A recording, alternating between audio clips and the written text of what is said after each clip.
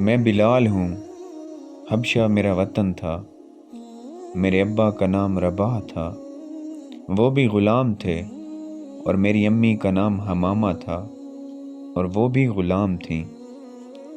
گویا میں خاندانی غلام ہوں۔ جب مجھے مکہ کی منڈی میں میرے آقا امیہ بن خلف نے خریدا تو جانتے ہو ان دنوں غلام کیا چیز ہوا کرتی تھی۔ بھیڑ، بکری، گائے یا اونٹ کی کچھ قدر تھی، لیکن غلام اس سے بھی بہت کم تر تھا۔ غلام جب بکتا تھا تو صرف موت اسے آزاد کراتی تھی۔ اس کی زندگی اس کے مالک کا حکم بجا لانا ہوتا تھا۔ غلام حکم نہ ماننے کا تو کبھی خیال بھی نہیں کر سکتا تھا۔ محنت کے بوجھ تلے آ کر غلام مر گیا تو مالک کی بلا سے۔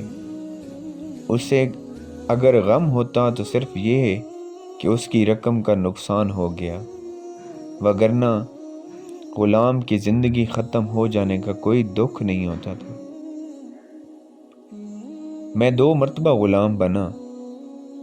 پہلی بار امیہ بن خلف مکہ کے ایک سردار نے مجھے خریدا، اور دوسری بار ابو بکر رضی اللہ نے مجھے اس سے خرید کر محمد صلی اللہ علیہ وآلہ وسلم کا غلام بنا دیا۔